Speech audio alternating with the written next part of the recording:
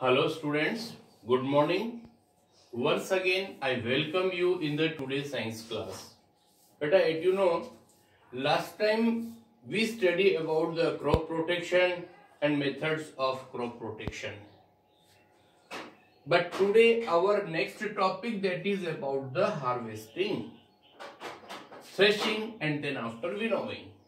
तो हम ये कह रहे हैं कि क्रॉप प्रोटेक्शन का मीन्स अपने को समझ में आया कि हम अपने एग्रीकल्चर फार्म लैंड में जो भी क्रॉप डेवलप हो रही है उसको कैसे प्रोटेक्ट करें, क्या क्या मतलब मेथड्स हैं और क्रॉप प्रोटेक्शन मीन्स क्या होता है, ये सारी बात अपन ने बेटा लास्ट टाइम पढ़ी।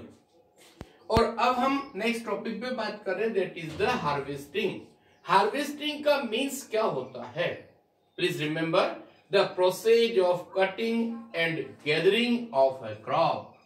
प्लीज रिमेंबर, जब भी आपके एग्रीकल्चर फील्ड में क्रॉप कंप्लीट हो गई तो क्रॉप प्लांट्स को कटिंग करना, क्रॉप प्लांट्स को एक जगह पर कलेक्ट करना, ये पूरा प्रोसेस कहलाता है, that is the harvesting.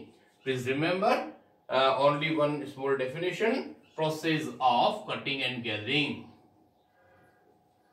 The process of cutting and gathering, this is of the crop plant is known as the harvesting। इसको ध्यान रखना, the process of cutting and gathering of crop plants is called, that is harvesting। This is clear, sir? Yes. Now, a crop get ready for harvesting in about 3-4 months. Please remember, मतलब कोई भी जो crop होती है ना, उसका maximum timing जो होता है from seed sowing to harvesting, seed sowing to harvesting, that is 3-4 month। मतलब सीड सोविंग से लेकर के हार्वेस्टिंग का जो टाइम पीरियड होता है वो 3-4 मंथ का होता है, ध्यान रखेंगे आप। और एक और बात हम आपको बता दें, उसको हार्वेस्टिंग करने के लिए एक स्पेशल टाइप का या तो कोई मशीन होती है। प्लीज रिमेंबर, हार्वेस्टिंग करने के दो प्रोसेस होते हैं, with the help of a machine that is known as harvester. Machine name that is harvester. इसका डायग्राम आपके बुक में हो सकता है। मशीन का नेम क्या होगा? हार्वेस्टर। या फिर मैन्युअली जब हम करते हैं तो उसमें एक टूल का नेम होता है जो आपने देखा भी होगा, उसको बोलते हैं हम सीकल। ये कुछ इस तरह का क्वेश्चन मार्क जैसा एक डिवाइस होता है, काफी शार्प होता है ये, और ये क्रॉप्स वगैरह क्रॉप प्लांट्स को कट करने के लिए काम में लिया जाता है। और यहाँ पर एक वुडन का हैंडल लगा होता है। ये सीकल ऐसा मतलब टूल होता है, जो लोग फार्मिंग करते हैं उनको पता है। और उसके बाद अपने पास नेक्स्ट टॉपिक आ रहा है बेटा, that is about the threshing. Threshing means क्या होता है, ध्यान से सुनिए। Please remember what is the means of threshing. The process of beating serial plants, the process of beating cereal plants to separate grains, to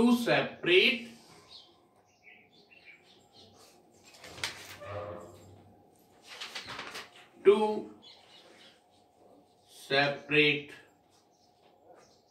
grains from straw, from the straw।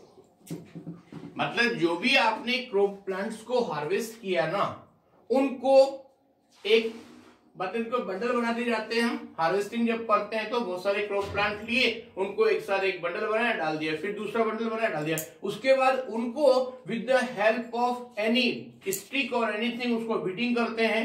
अब आपको पता है कि किसी भी ड्राइड क्रॉप प्लांट को आप beating करेंगे तो उसमें से फूड ग्रेन अलग हो जाएंगे और बाकी का जो वेस्ट होता है मतलब कि प्लांट बॉडी वो अलग हो जाएगी। इस प्रोसेस का नेम क्या बोलते हैं हम? That is the threshing. अब थ्रेशिंग के लिए भी दो प्रोसेस है। सो इसमें जो मशीन होगी, machine name is that is the thresher. Thresher is the name of a machine और with a machine threshing can be done manually, उसको हम ऐसे भी बाय पर्सनली लेवल पे भी कर सकते हैं और उसको विद ए थ्रेशर। एक और बात सुनना, combine is combined harvester and thresher. अब एक स्पेशल बात ध्यान से सुनना, सिर्फ थ्रेशिंग के लिए जो मशीन काम आती है उसका नेम होता है थ्रेशर और एक नेम होता है दैट इज द कंबाइन। उस कंबाइन के अंदर क्या होगा, वहां पर थ्रेशर और हार्वेस्टर दोनों एक ही डिवाइस में एक साथ जुड़े होंगे।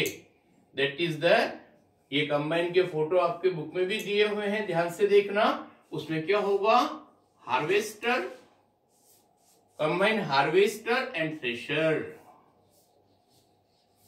हार्वेस्टर प्लस थ्रेशर दोनों एक ही साथ जुड़े होते हैं।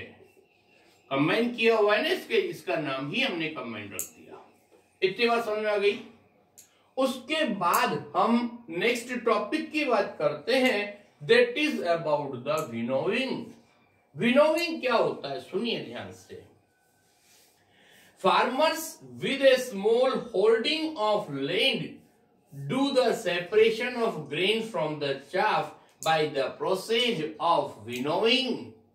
मतलब हमारे कहने का मतलब क्या हुआ कि जब थ्रेशिंग होने के बाद, सब कुछ होने के बाद आपके साथ में mixture of chaff and food grain होता है, उसको मैनुअल लेवल पर हम थोड़ा सा किसी कंटेनर में लिया हमने, क्या, mixture of the seed, food grain और मिक्स चाफ, उसको ऊपर हाई लेवल से गिराते हैं तो चाफ लाइट वेट होता है, वो थोड़ा सा हवा के साथ उड़ करके दूर जाकर के एक अलग ढेर बन जाएगा और सीड्स मतलब जो फूड ग्रेन होते हैं वो काफी थोड़े से हैवी वेट होते हैं तो स्ट्रेट गिरते हैं। सुनना आप, विनोविंग की डेफिनेशन क्या होगी, फर्स्ट में इसकी बात कर रहे हैं।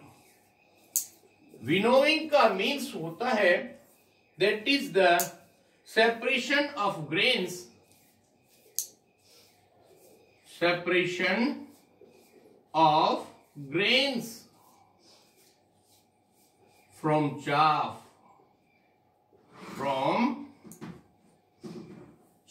is known as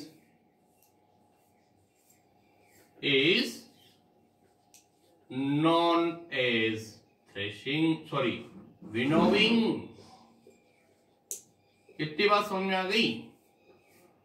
ये डेफिनेशन रहेगी, separation of grains from chaff is known as winnowing. और वो हमने बता दिया आपको कि जो भी आपके पास चाफ और फूड ग्रेन का जो मिक्सचर होगा किसी कंटेनर में लेकर के एक हाइट से हम गिराएंगे, जो चाफ है वो लाइट वेट होने की वजह से थोड़ा सा दूर जाकर के अलग ढेर बन जाएगा और जो फूड ग्रेन से व्हीट, राइस, मेज वो सीधा हैवी वेट होने से सीधा स्ट्रेट जाके गिरेंगे तो एक अलग ढेर जो है वो फूड ग्रेन्स का बन जाएगा। ये प्रोसेस होता है बेटा आपके पास में विनोविंग। तो इसमें देखना बेटा क्या लिखा है, in the process grain mixture is thrown in air so that wind blow away the light chaff while heavier grain fall down. These days it is being done with the help of winnowing machine। ये तो मैंने आपको manual winnowing बताई, लेकिन अभी modern timing में कुछ ऐसी मशीन भी बनी हुई है जिससे भी विनोविंग हो सकती है। ये एक पर्टिकुलर टॉपिक यहां तक का अपना कंप्लीट हो गया और उसके बाद हम नेक्स्ट टॉपिक पे बात करते हैं बेटा, that is about the storage. Storage का मीन्स इतना सारा काम कंप्लीट हो गया, आपने सीड सॉविंग कर ली, पूरा क्रॉप प्रोडक्शन हो गया, हार्वेस्टिंग हो गई, विनोविंग, थ्रेशिंग, सब कुछ कंप्लीट हो गया, पर उसके बाद सबसे बड़ी प्रॉब्लम होती है, सबसे ज्यादा रेस्पॉन्सिबल टॉपिक है, that is how can we store the food grains. Large amount में बहुत सारे फूड ग्रेन्स आते हैं और उनको सेफ इस तरह से रखा जाए कि पूरे कंप्लीट नेक्स्ट सीजन तक वो वेल कंडीशन में रहें, जब तक कि हम उसको या तो यूज नहीं कर लेते हैं या किसी तरह से हम सेल आउट नहीं कर देते हैं। तो यहां पर अपना नेक्स्ट टॉपिक आता है बेटा स्टोरेज। स्टोरेज मीन्स क्या होता है, ध्यान से देख रहा हूं। Once grains have been harvested, they have to be stored in the proper manner so that available throughout the year, every place. Storage का मतलब क्या हुआ? That is they have to be storage for, that is that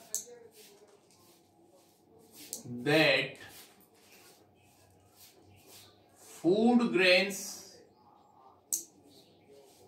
are available, food grains are available throughout the year in every place. Throughout the year, throughout the year in every place, in every place. इतनी बात समझ में आ गई। अब उसके बाद में next number हम कुछ पॉइंट्स के बारे में बात कर रहे हैं। Factors to keep in mind, to keep in mind while, to keep in mind while storing grains, storing grains। ध्यान से देखना, जब हम फूड ग्रेन्स को स्टोर करते हैं तब कौन कौन सी बातें ध्यान में रखनी चाहिए। First number point, that is storage area should be dry. Storage area should be dry, that is free from moisture, dry, free from moisture and microbial growth, microbial growth. First point समझ में आ गया, मतलब जहां आप store कर रहे हैं food grains को वो ड्राई होना चाहिए, free from moisture and microbial growth. एक साथ में है पूरा ये, इसमें दोनों चीजें नहीं होनी चाहिए। सेकंड पॉइंट होगा बेटा, storage area should be free from rodents. Storage area should be free from rodents, free from rodents। Third point और ध्यान रखना बेटा, that is and insects। यहां पर एक और नेम आ रहा है, and insects। लास्ट पॉइंट है बेटा, specific, sorry just a minute, there should be no open space, there should be no open space, like that is the window. वहां पर कोई भी ओपन स्पेस नहीं होनी चाहिए। सो that is the no space where birds can come in and out, where birds